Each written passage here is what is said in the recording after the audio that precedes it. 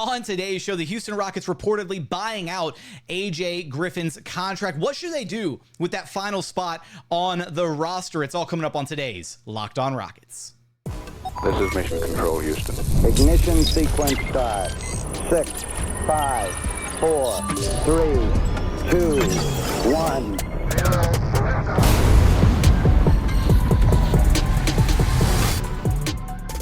What's up and welcome to another edition of Locked On Rockets, your daily podcast home for everything Houston Rockets basketball. As always, I'm your host, Jackson Gatlin, native Houstonian and credentialed media member. I'm also the host of Locked On NBA Mondays. Be sure to follow along wherever you listen to your podcasts or on YouTube. Just search Locked On Rockets, like, comment, subscribe, all that good stuff. Now, today's episode is brought to you by FanDuel. You can start the season with a big return on FanDuel. Place your first $5 bet, and you'll get started with $200 in bonus bets guaranteed. Visit FanDuel.com to get started. And as always, thank you so much for making Locked On Rockets part of your day every single day, whether it's on your way to work, on your lunch break, in the gym. Thank you so much for being an everydayer. We've got a lot of miscellaneous topics that we're going to get to a little bit later on in today's show. Things like the leaked Houston Rockets city jerseys and court design. Adrian Wojnarowski retiring, dropping his final Woj bomb about himself, kind of how he changed the NBA landscape. And then also some news about Tillman Fertitta's pursuit of bringing a WNBA team and an NHL team to Houston and what that might mean for the Houston Rockets down the line.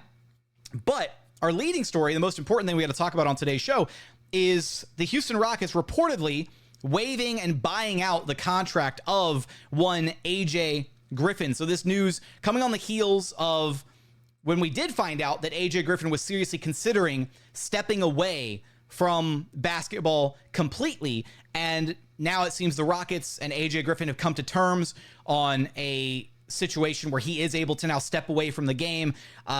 The Rockets reportedly buying out his contract worth up to Jonathan Fagan reporting that it was a buyout of $250,000.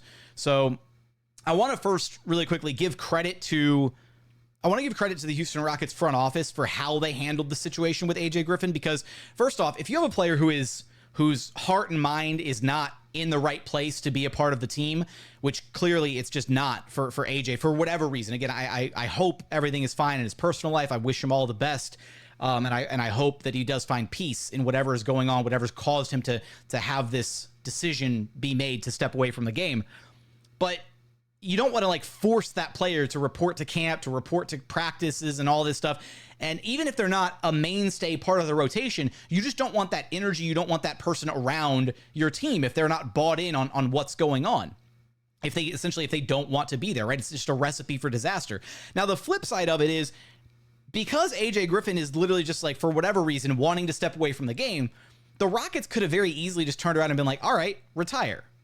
They could have said, all right, and that's like an out, right? That's an out for a player to just retire, nullifies their contract, and then the Rockets are no longer on the hook for any of that money, right? Instead of forcing him and strong-arming him into that decision, the Rockets were just like, all right, here, we'll do a buyout, right? We'll give you a little bit of money back from that contract, and then hopefully it's enough to, tide you over, help you, set you up for the future, whatever you need to do.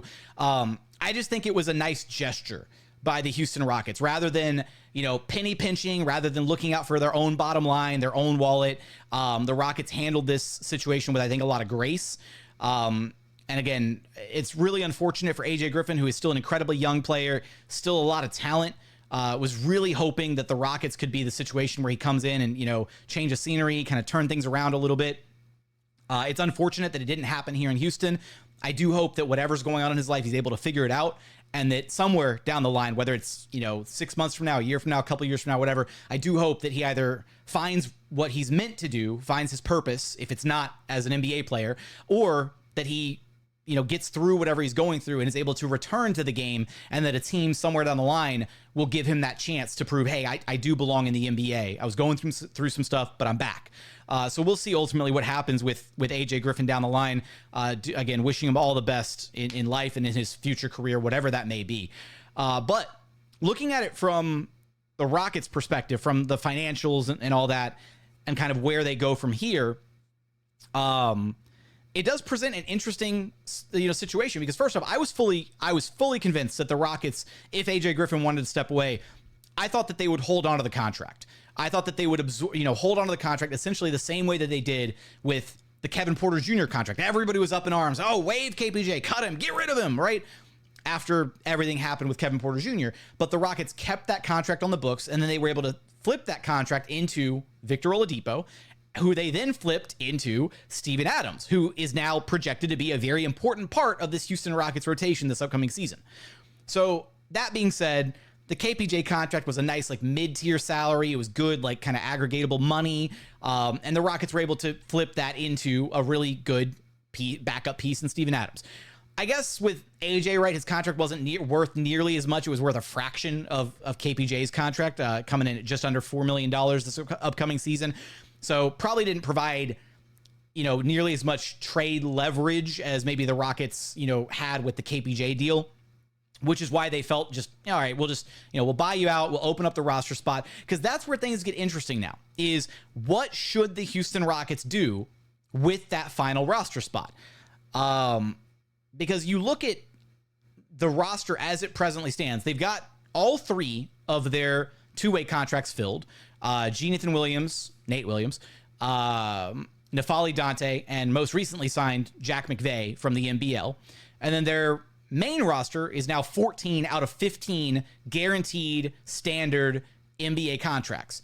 Now, work with me here, right? So it's starting lineup: Fred VanVleet, Jalen Green, Dillon Brooks, Jabari Smith Jr., and Alperen Sengun. Your second lineup, your bench unit: Reed Shepard, Cam Whitmore, Amin Thompson, Tari Eason, and Steven Adams. And then your third stringers. And this is why it gets kind of interesting, is your third stringers are actually still all pretty competent players, all guys who played pretty significant roles at one point or another on the team last season. Aaron Holiday played significant rotation minutes last season, and he's your third stringer. He's your third string guard, third string point guard at that, right? Missing essentially a third string two guard, Jae'Sean Tate, your third string small forward, and Tate is still absolutely serviceable in spot minutes here and there when necessary. Uncle Jeff Green is your third string power forward, and he played very heavy rotation minutes last season. And then your third string center is still Jock Landale, who proved at the end of last year, after suffering and really working through the issues with the ankle injury, that he's still absolutely a quality backup big at a minimum, and can even be potentially a starter in spot minutes, right? Is still a very capable player at the NBA level. I would make the argument the Rockets have one of the deepest teams in the entire NBA this season.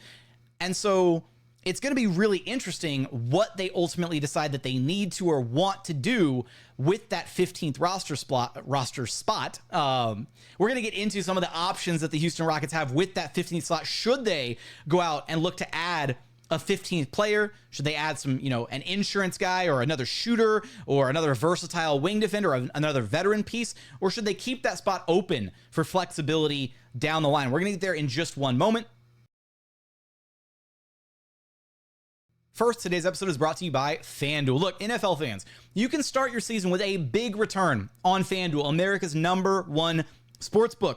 All you have to do is, when you get a hunch in the middle of a game, you start feeling good about something, right? You can check out the latest stats, view live play-by-play commentary, and so much more on the same page where you actually place your bets. So head on over to FanDuel.com.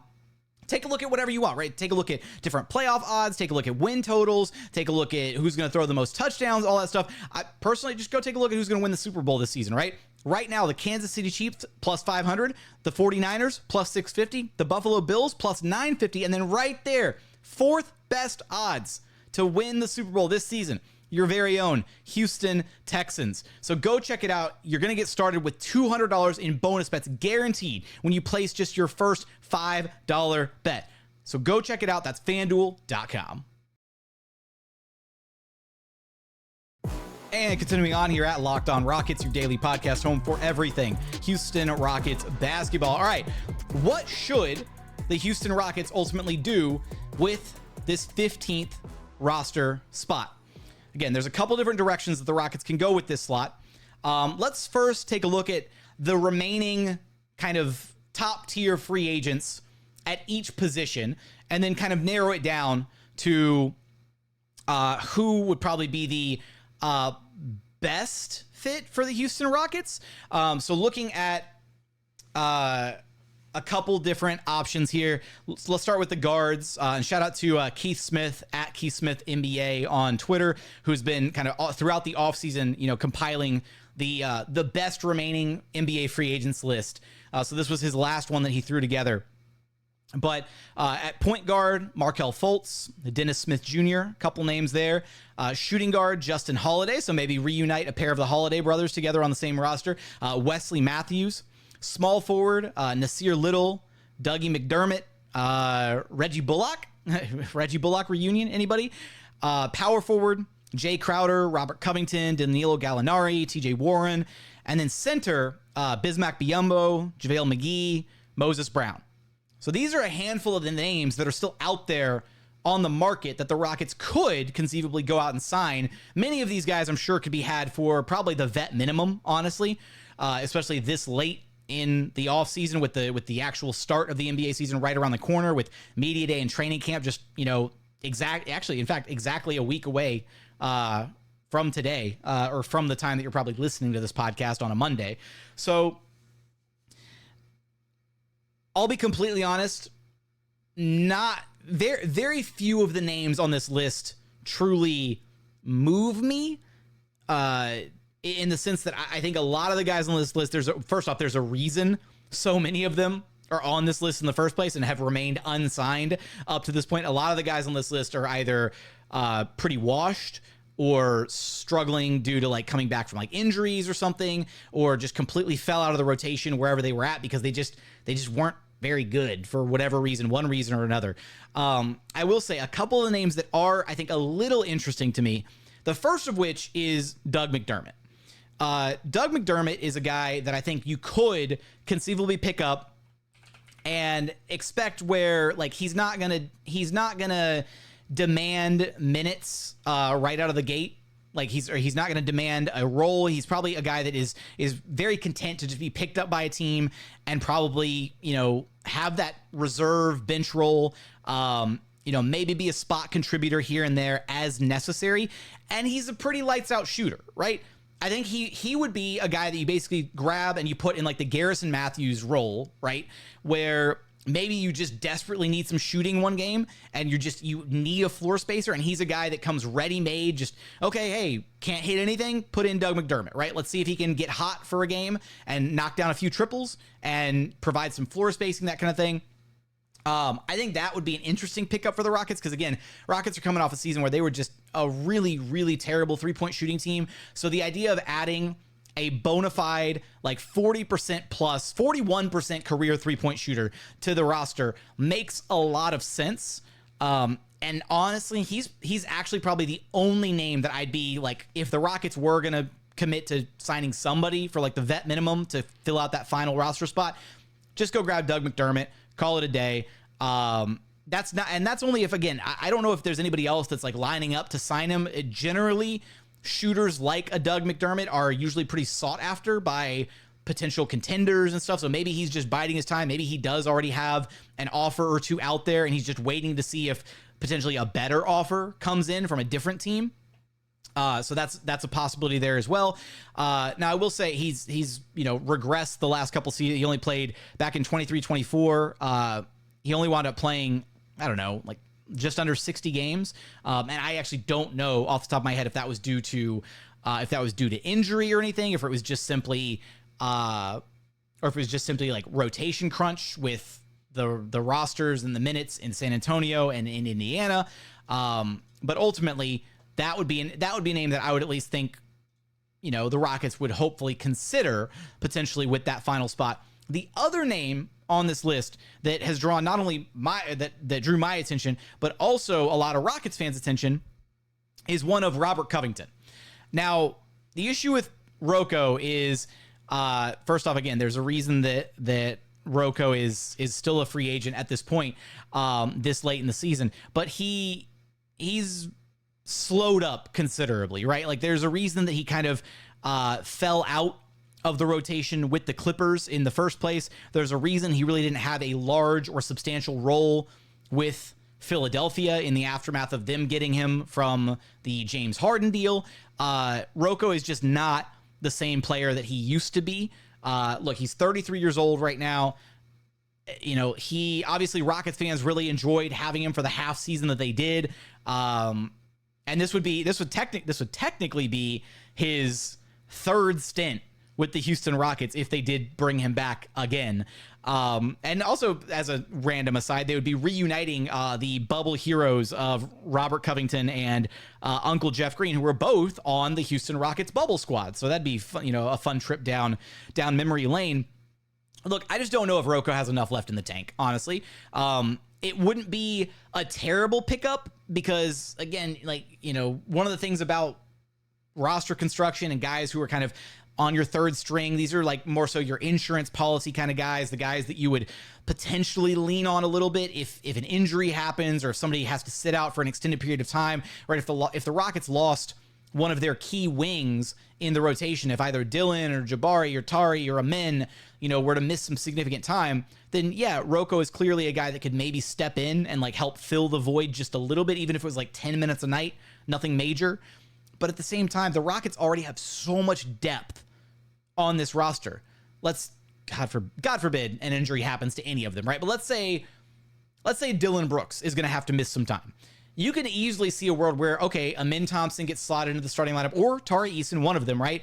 And then more minutes just get funneled into Cam Whitmore playing on the wing instead. So I don't think there's necessarily a world where the Rockets need more depth than what they already have on the roster as presently constructed, unless it's a player that brings a very distinct skill set or a very unique skill that isn't already presently available on the roster, which is why I go back to Doug McDermott as the name that I think makes a lot of sense of any of the remaining free agents.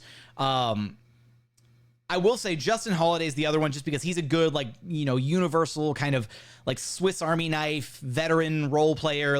He's basically his brother, but a little bit taller, right? Not quite as good of a shooter though. But can do a little bit of everything on the floor, right? He's not gonna hopefully hurt you in the minutes he's out there. But again, not crazy blown away by any of the names that are available here for the Rockets to potentially pick up with that 15th slot, which is why I think what ultimately happens, and this is kind of the wet blanket outcome of this whole situation, is they probably just don't do anything with it. They probably just leave that spot open and they keep it open for flexibility, for potential trades down the line. Maybe there's a 2-for-1 trade that the Rockets want to do later this season where they send out one player and they get back 2 players, right? There's a possibility where down the line, we talked about it the other day with Funaki doing our Steven Adams episode. Adams is a guy that could very easily be on the move by the trade deadline if he doesn't see a long-term future in Houston, if he still thinks that he has, enough left in the tank to offer to a contending team right now, if he wants to get back in the saddle as a starting center for another ball club somewhere, and he doesn't want to keep backing up Alperen Sengun, then instead of losing Steven Adams for nothing this upcoming offseason, then if the Rockets can't come to terms on an extension, then maybe he's one of the pieces that gets moved at the trade deadline. And because Adams makes about $12-ish million a year, that's the type of size of contract that you can envision. Oh, well, maybe you trade Adams for 2 smaller contracts, or 2 smaller whatever contracts and a future piece of draft capital or something like that. And then if you do that, instead of having to go back and then, because to be able to make a trade like that work, you have to have the requisite roster slots available. So if you were to trade one player for 2 players later on in the season, but if all 15 of your roster slots are taken, then you have to find a player on that roster to then waive or to cut or to remove or whatever, to then open up the new slot to absorb the new player. That's the limitation, right? And that's why I think the Rockets ultimately will probably just not fill this final slot on their roster. That's again, this organization has prided itself on its flexibility, its optionality, all those different buzzwords, and I feel like that's probably the direction that they'll ultimately go.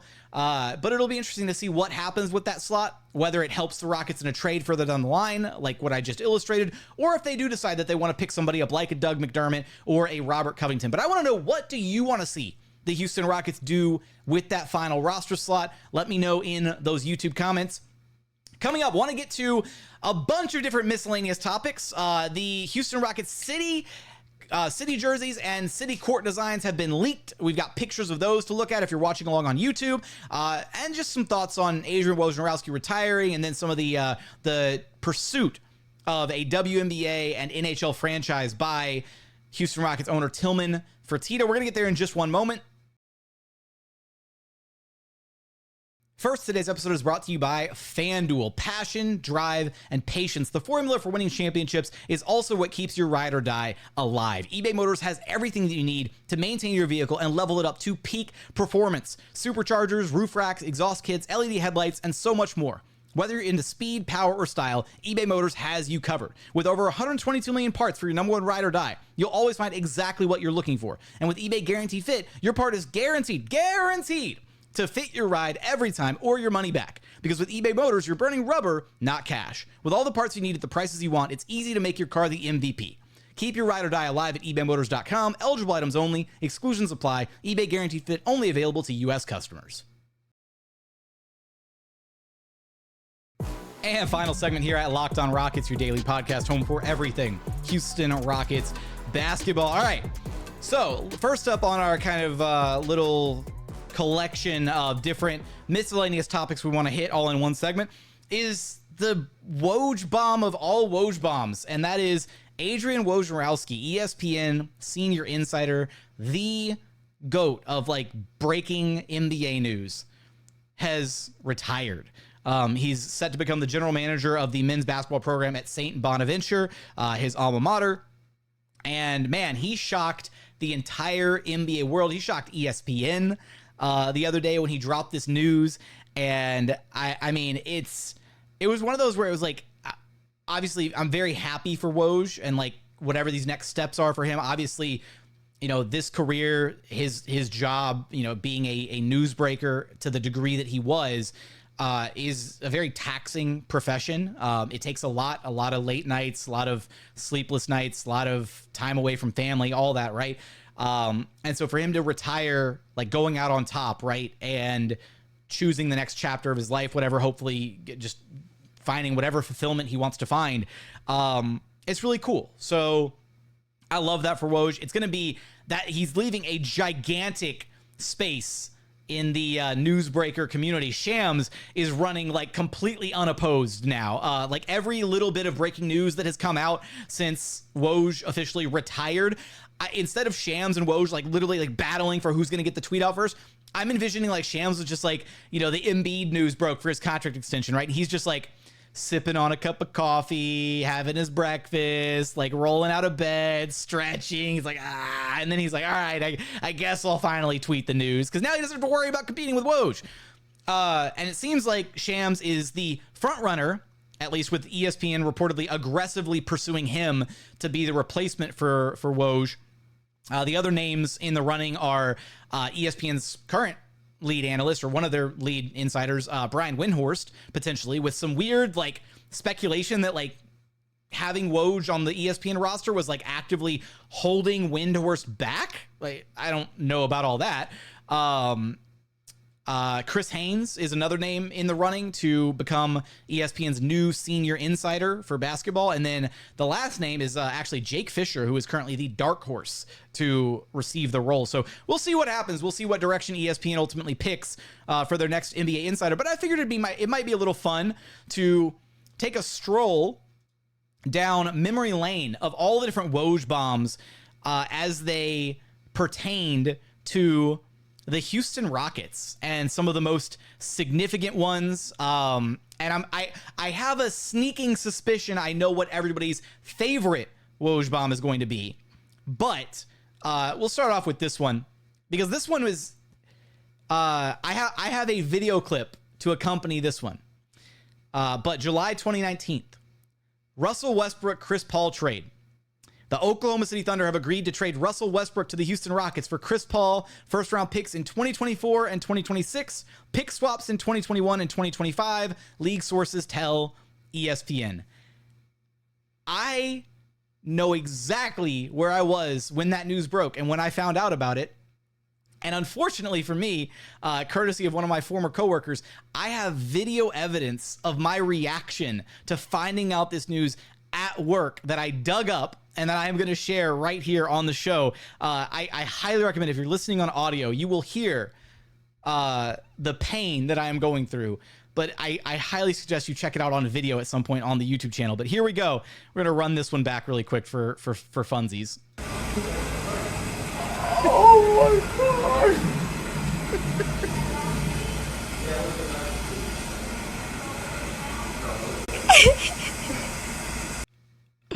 Oh man, I was distraught when I found out that trade news, when I read that tweet from Woj, thinking about what that meant for the Rockets going forward. What I to this day, that tweet shook me to my core. A couple of the other notable ones here.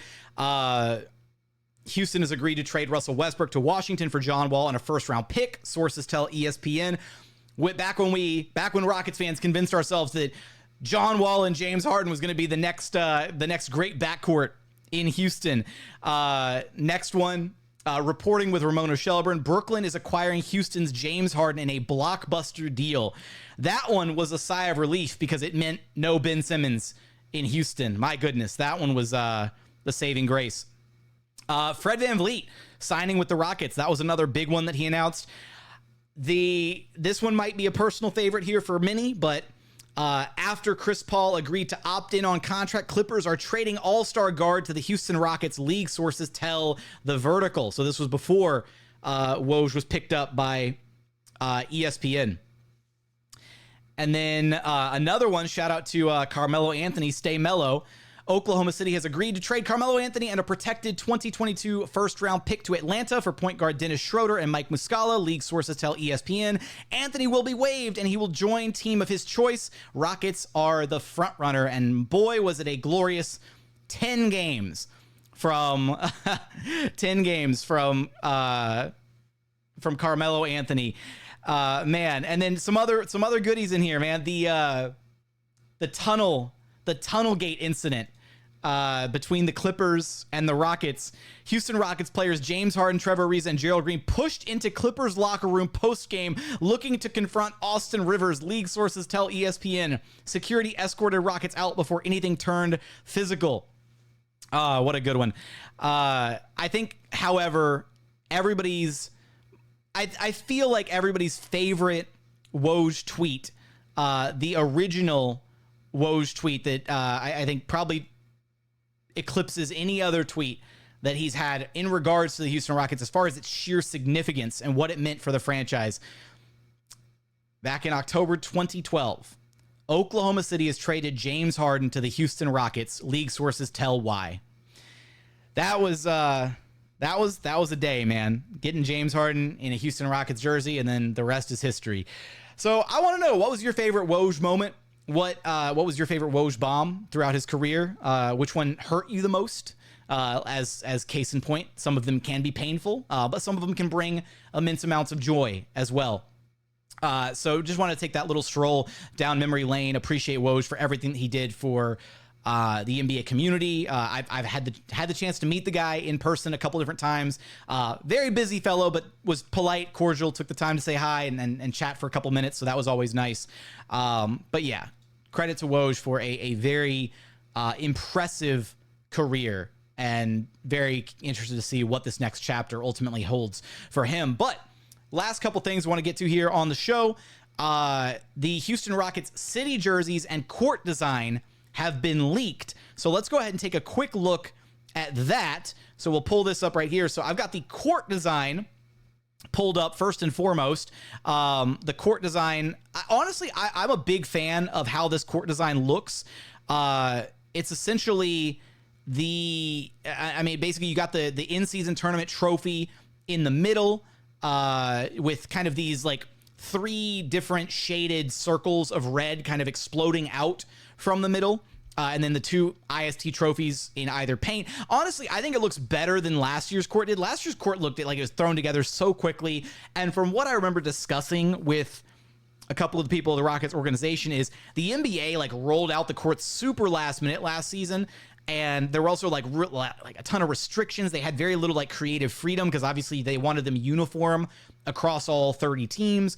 It doesn't look like on this court the Rockets have done anything special. Like, for example, on the Dallas Mavericks court, they have the Dallas like skyline kind of shadowed onto their court.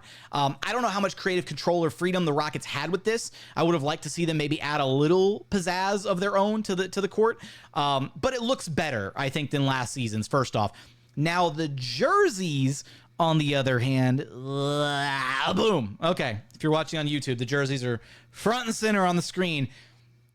And honestly, I'll be completely honest, guys. I am sick and tired of the white alternate jerseys. They're just so boring to me.